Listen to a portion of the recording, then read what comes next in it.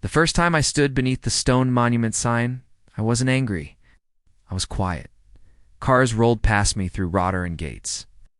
Tires humming over fresh asphalt. Residents barely glancing at the man standing in the grass.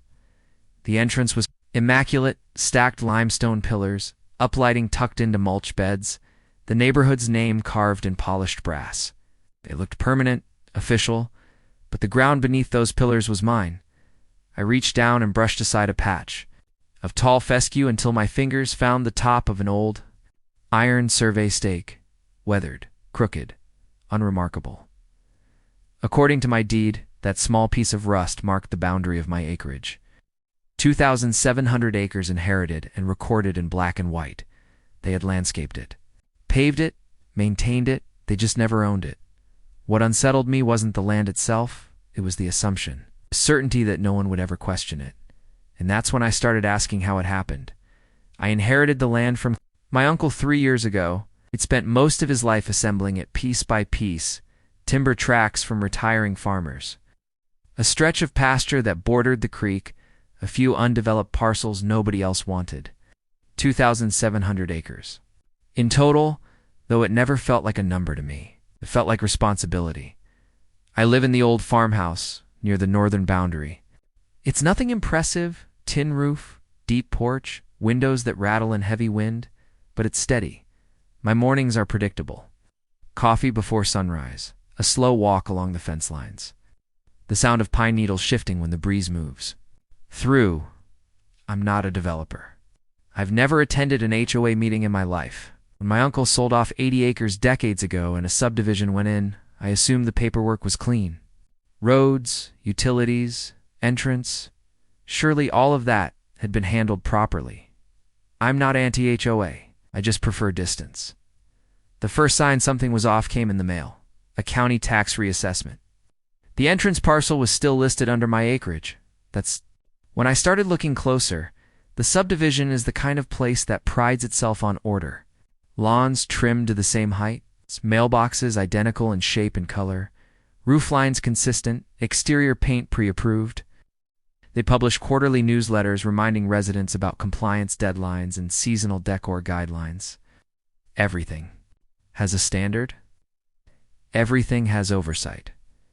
The board president, Elaine, carries herself the same way the neighborhood looks: polished, efficient, composed. The first time I called, I introduced myself simply as the adjacent landowner and asked about the entrance parcel. I explained there might be a minor discrepancy in the county tax records and wondered if they had documentation showing the transfer. Her response came by email the next morning. That entrance has belonged to the community for 25 years. No attachment. No deed copy. Just certainty. The tone wasn't hostile, it was assured. As if the matter had been settled long ago and I'd merely overlooked the obvious. What struck me wasn't aggression. It was assumption, the quiet belief that because something had existed unchallenged, it must be correct. I didn't argue. I decided to verify. I hired a licensed surveyor the following week.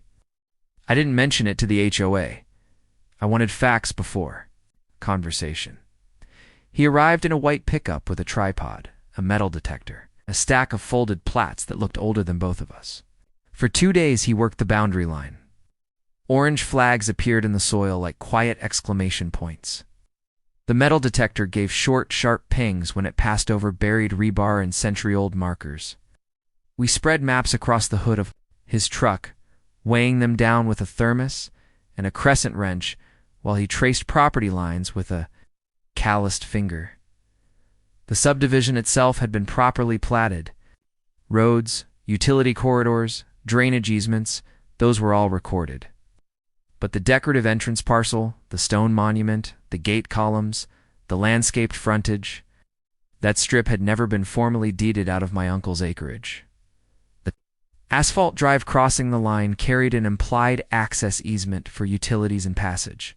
People had the right to drive through. They just didn't own what it sat on. The surveyor shrugged. Happens more than people think. That was the moment it shifted from suspicion to documentation. And documentation changes everything. I sent the survey results with a short, measured letter. No accusations, no threats. I explained that the entrance parcel remained legally part of my acreage and suggested two straightforward options. The HOA could purchase the strip at fair market value, or we could formalize a recorded easement granting them structural rights moving forward. I made one point very clear. I had no interest in disrupting access.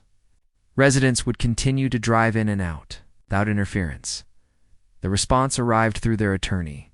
He cited prescriptive rights, long-term use, community reliance.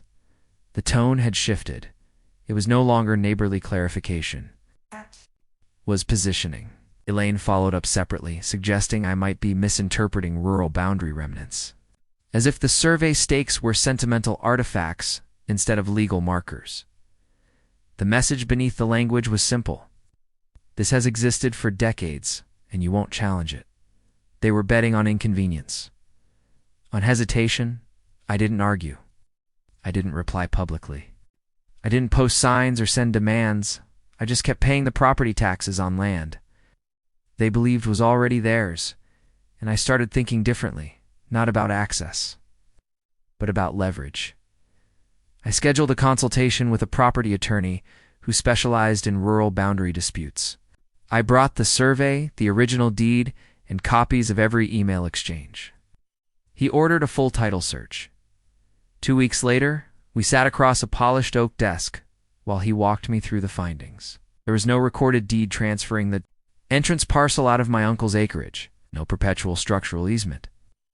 Only a limited access easement allowing roadway use and utilities. Passage, not possession. He explained that adverse possession wouldn't apply. The HOA had never paid taxes on that strip, and I had continued paying them without interruption. I hadn't abandoned it.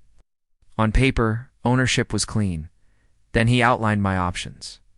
I could demand removal of the monument and gate columns. I could file for trespass. I could reopen negotiations, or I could subdivide the parcel and sell it to a third party. That last option lingered in the room.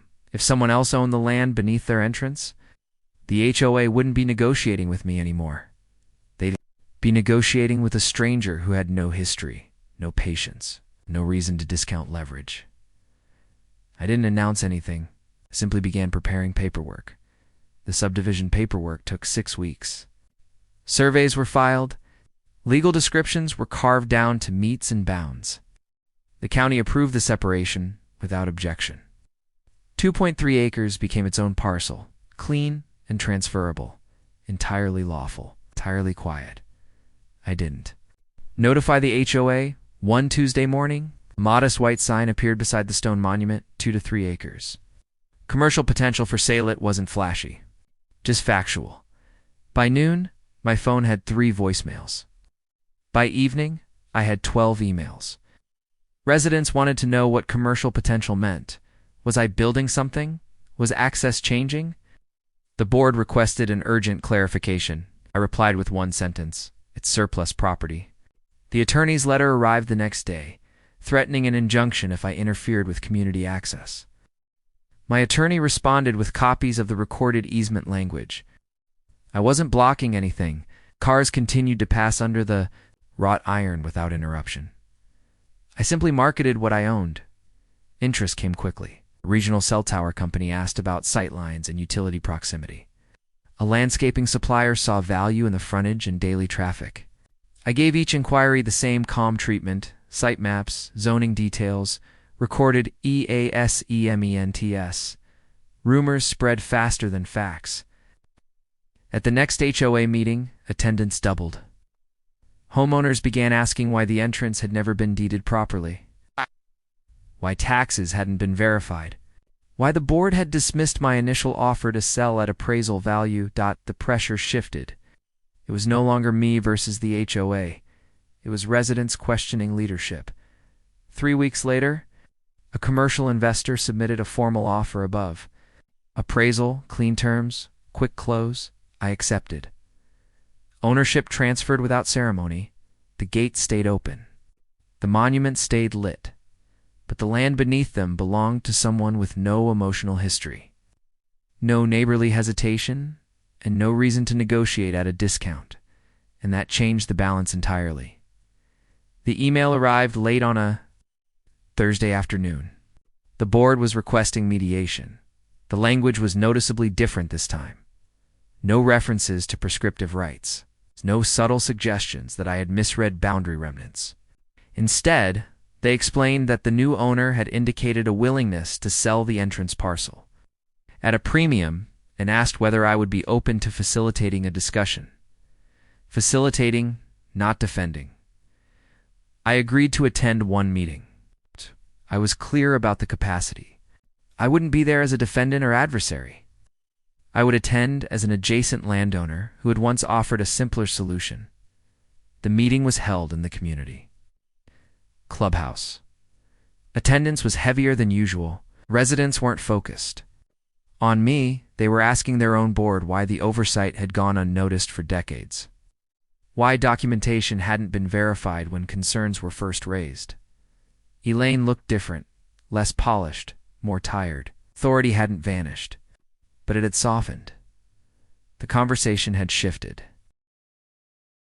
Now it was between the HOA and a third party, and everyone understood that. Delay had made the solution more expensive. The negotiations took just under a month. In the end, the HOA purchased the entrance parcel from the investor at nearly 3 times what I had originally offered to accept. Market leverage had replaced neighborly discount. They covered their own legal fees, title corrections, and the cost of restructuring their governing documents to ensure nothing like it could happen again. I kept the proceeds from my sale. It was a substantial sum, but it never felt like a windfall. It felt like compensation for being dismissed. The gates never closed. The monument never came down.